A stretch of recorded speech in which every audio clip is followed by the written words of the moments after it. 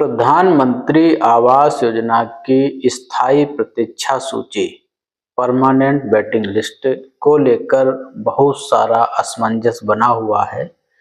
उन लोगों में जिनका नाम सूची में आया या नहीं आया, जिनका सर्वे हुआ, वो सारे लोग शामिल हैं, क्योंकि यहाँ पे एक डर काम कर रहा है कि फाइनल सूची में मेरा नाम आएगा या नहीं आएगा।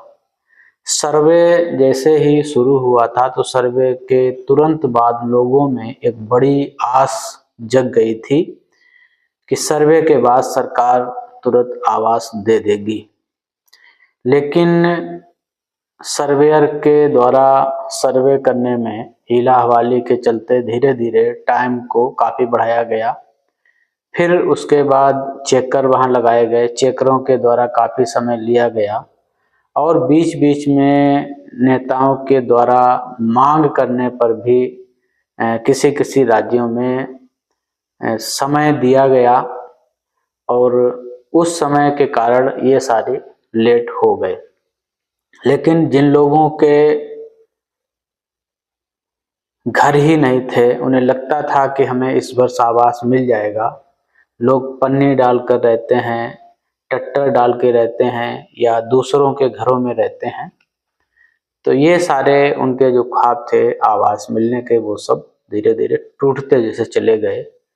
और 25-26 वर्ष अंत की हो रहे, सरकार का 26-27 का बजट भी आ गया और उसमें सरकार ने 54,916 करोड़ रुपए का प्रावधान भी किया है, जिसमें 75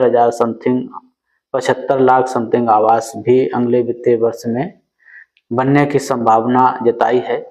लेकिन वही बात है कि अभी तक सूची फाइनल नहीं है, क्योंकि अभी बीच में 29 जनवरी तक था, लेकिन अब सरकार ने 13 फरवरी तक के लिए और कर दिया है, जो डिलीशन का काम अभी चल रहा है। और बीच बीच में बहुत सारे काम आ जाते हैं, जो भी सरकारी कर्मचारी हैं, अभी SIR का काम है वो भी चल रहा है, फैमिली ID बनाने में कभी लोग लग जाते हैं, कभी फार्मर रजिस्ट्री का काम करने लगते हैं। तो कर्मचारी वही हैं, काम बहुत सारे हैं सरकार की तरफ से और सब ऑनलाइन रिपोर्टिंग होती है। तो कभी फैमिली ID बनाने लगते हैं लोग, कभी फार्मर रजिस्ट्री करने लगते हैं, कभी SIR का काम करवाने लगते हैं, कभी अन्य योजनाओं का काम आ जाता है, तो वो सारे काम करने लगते हैं। तो इसलिए सारी चीज़ें डिले होती जाती हैं।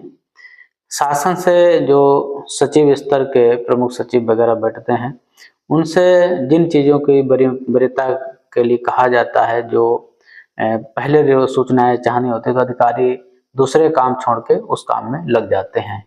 तो इसलिए बहुत ज़्यादा स्पष्ट नहीं कहा जा सकता कि 13 तारीख को डिलेशन का अंत हो जाएगा। हो सकता है अभी और तारीख बढ़ा दी जाए। डिलेशन के बाद फाइनल वहाँ पे क्या होगा, भारत सरकार का काम है। और हमारे बहुत सारे साथी पूछते हैं कि हमारे प्रदेश में क्या चल रहा, तो आप एक चीज समझ लें, ये प्रधानमंत्री आवास योजना जो है ग्रामीण, सिर्फ एक राज्य की नहीं है। उत्तर प्रदेश में भी वही चल रहा है, मध्य प्रदेश में भी वही चल रहा है, राजस्थान में भी वही चल रहा है, भारत के सारे प्रदेशों में वही सब कुछ चलता रहता है। कहीं आगे चलता है, कहीं पीछे चलता है। वो प्रशासन पर काफी चीजें निर्भर हो जाती हैं। तो इंतजार है, इंतजार करिए, और कुछ आप कर भी नहीं सकते हैं। जब स्थायी प्रतीक्षा सूची बनेगी, उसमें से फिर लक्ष्य आवंटित होंगे, किस राज्य को कितना आवास दिया जाना है, ये भी भारत सरकार से, जो ग्रामीण विकास मंत्रालय है, वहाँ से निश्चित होगा। तो अभी तक ये निश्चित नहीं है कि किस राज्य को हम कितना आवास देंगे। 25-26 का साल पूरा गुजर गया, पीछे जो बजट अलॉट हुआ था वो भी लैप्स हो गया, उस पर कोई काम नहीं हुआ।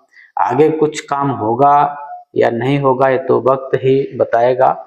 मैंने पहले भी कहा है कि अब प्रधानमंत्री आवास योजना ग्रामीण जो है बहुत वरीयता में नहीं रही है।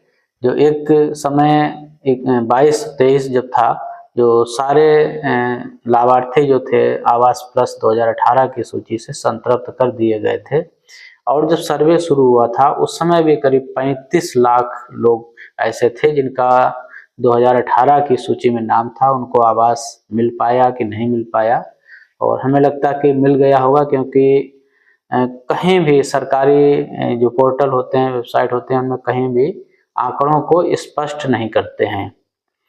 एक चीज, आप जब भी अगर कोई इस तरह की पोर्टल साइट जो भी खोलने को मिल जाए, तो वहां पे वर्षवार आंकड़े आपको नहीं मिलेंगे। 2015-16 से सरकार ने कितने आवास दिए, कितने स्वीकृत किए, कितने का निर्माण पूरा हो गया, कितना हो गया, ये सारी चीजें मिल जाएंगे। तो बहुत सारे यूट्यूबर हैं हमारे भाई लोग, तो पता नहीं कहाँ से तरह तरह की सूचनाएं लाते रहते हैं, जिस पर बिल्कुल भी भरोसा नहीं होता कि आखिर ये सारी सूचनाएं वो कहाँ से लाते हैं, कौन सा लिंक देते हैं, कहाँ पे नाम दिखता है।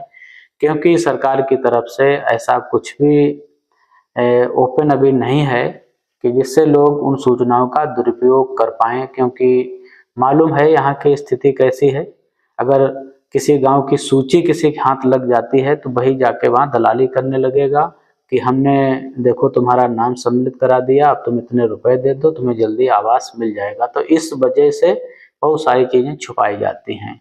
फिर भी बेईमान जो होते हैं, बेईमानी करने से चूकते नहीं हैं।